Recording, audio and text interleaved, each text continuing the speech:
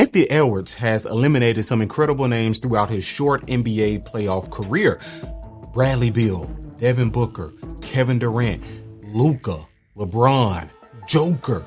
Now he added playoff Jimmy to that list. I'm not adding Stephen Curry because Stephen Curry, he was injured. When Stephen Curry was healthy, he had 13 points in 12 minutes or 12 minutes or 12 points in 13 minutes, whatever. He was off to a great start in that first quarter. He got hurt. And I believe if Stephen Curry was healthy, they would have eliminated the Minnesota Timberwolves, but that's not the case. I don't speak in hyperbole or if that. We can only speak reality, okay? In actual reality, Anthony Edwards and the Timberwolves just eliminated the Golden State Warriors and probably closed that championship window. And now Golden State might have to look at the future after Stephen Curry, because Jimmy Butler is getting older next year, Green is getting older, and of course Steph will be 38 next year. So this year was a great time for them to make a championship run, and the Timberwolves just brought that to a halt. They said, no, not this year, maybe next year, maybe 2 years from now, but now it's our time. So Anthony Edwards and company, they played phenomenal. And Anthony Edwards didn't play at this superstar, megastar level, averaging 34, 35 points per game and was just flying through everybody. I mean, he caught a body, of course. He's doing that every single series. But he didn't play in this fashion that just made me think, okay, now he is the face of the NBA now. This is the guy. But he played great. Now, Julius Randle played good basketball. Julius Randle played good basketball, and this was a guy I know it was sweet. I know it was sweet to beat the Los Angeles Lakers, the team that drafted you number 2. And when you get drafted number 2, they're looking at you to be the guy. Now you got drafted during the time of Kobe, and it's kind of hard when you have Kobe going out and everything is focused and surrounded by Kobe and what Kobe needs and him getting out of the NBA. You have the farewell tour and all this stuff. So they're not really focused on Julius Randle. And now let's fast forward his career. He gets shipped out of LA, of course. Fast forward his career to last year in the postseason. He is not healthy. He misses the postseason. And now New York Knicks fans and New York Knicks insiders, general managers, coaches, and everyone is looking like, hey, we made a run without Julius Randle. If we add a star level piece, a wing we can rely on, or big we can rely on, we can actually make a championship run. And you know what they did? They did that. Traded for Karl Anthony Towns. And then Julius Randle, AE, they start off real slow. They butt heads. It's not working well on offense. Julius Randle is not giving them as not good spacing at all. You had Cat, who used to sit in that corner, open up the floor for Ant, and the floor started to seem a little bit more clogged at the beginning with Julius Randle. But now it's open more than ever, especially in the playoffs, because Julius Randle is knocking down that 3-point shot. And he's not overzealous on offense. He's not taking these crazy shots, these forced mid-range turnaround shots. He's playing bully ball. He's getting in the paint. He's making people foul him. He's making the right play. He even had a triple-double, first triple-double of his playoff career. So Julius Randle was playing great basketball against the Golden State Warriors, just straight bully ball. And when you needed him to make a big shot, he can actually make a big shot. And he can make the right read, which was great. And he wasn't too bad on defense either. He's able to switch and guard quick guards, guard Jimmy Butler. And we'll get to that later because he was not aggressive at all. So really, he didn't really have to guard Jimmy Butler because Jimmy Butler wasn't looking to score.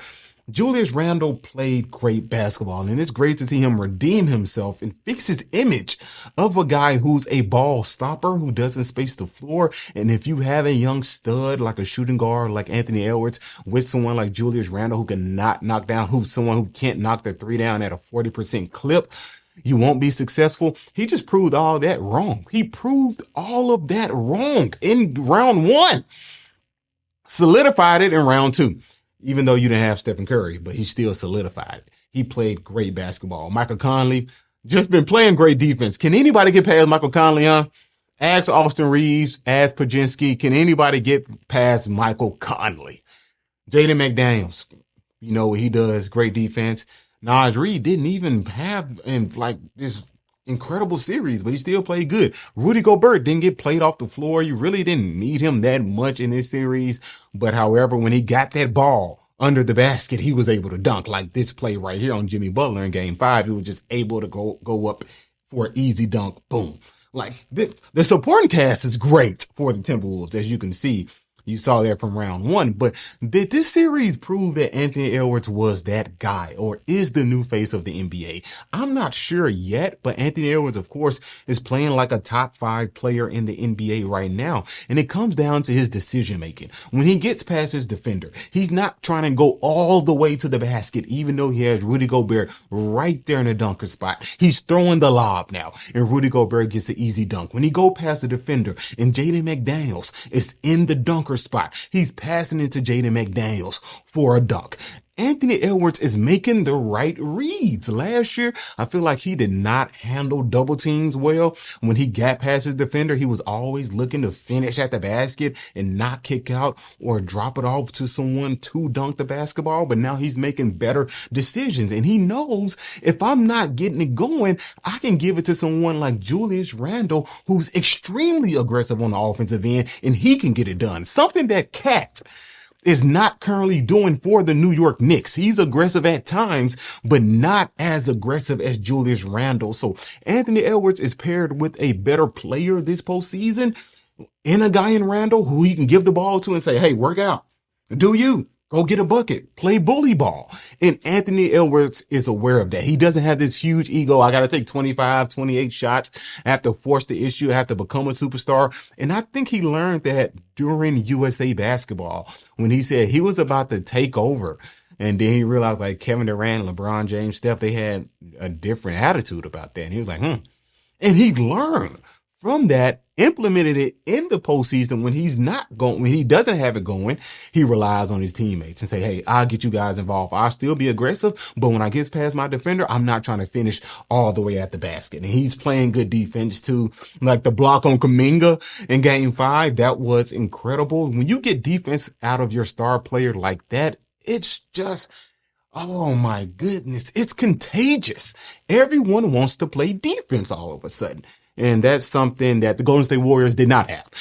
Yeah, some people might blame it on that game 7 against the Rockets. Like, hey, you guys played around against the Rockets, and now Stephen Curry is putting more pressure on his body. He gets to game 1, he's injured. And that's all speculative. We don't really know if that's the case. One thing I do know, Jimmy Butler got so comfortable with being a Robin when his Batman got injured, he didn't know how to be Batman again. He didn't want to be Batman again. Think about it. Jimmy Butler has not played with a player of that caliber since Derrick Rose.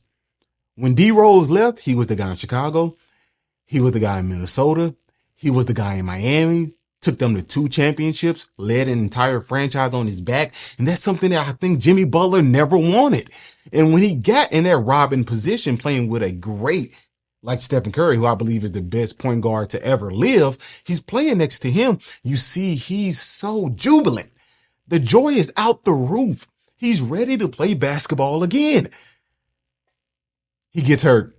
And I believe Jimmy Butler didn't know how to flip that switch to that Batman mode because he was so used to being Robin. He got comfortable with being Robin. We can just play off Steph. And I don't blame him. I don't blame him. I don't think Jimmy Butler really wanted to lead this team past the second round, just due to the effort on the court. Not being aggressive, not taking shots, sitting in a corner.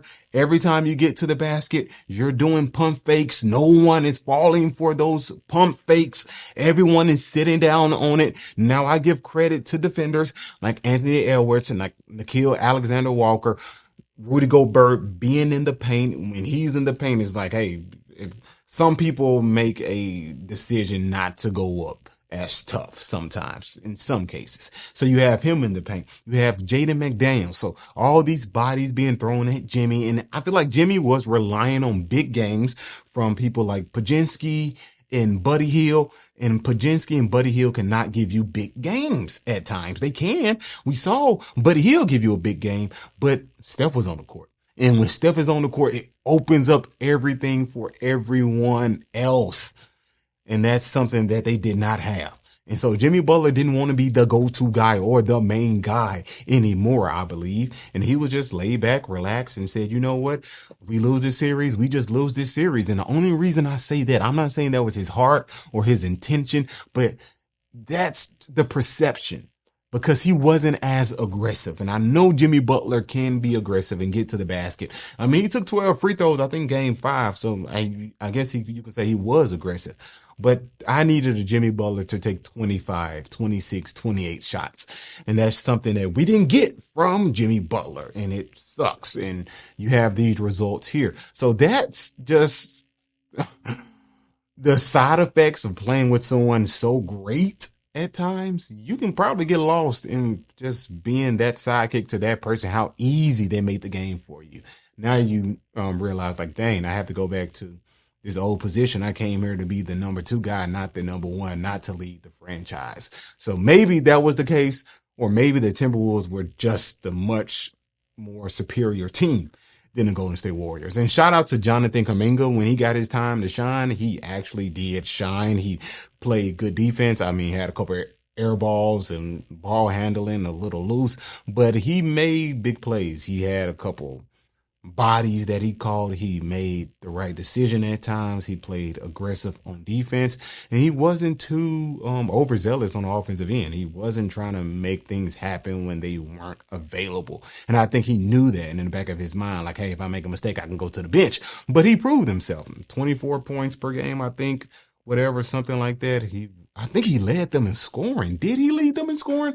I have to check. But Jonathan Kuminga played great round 2. Shout out to the Timberwolves. They did what they had to do and eliminated the Golden State Warriors.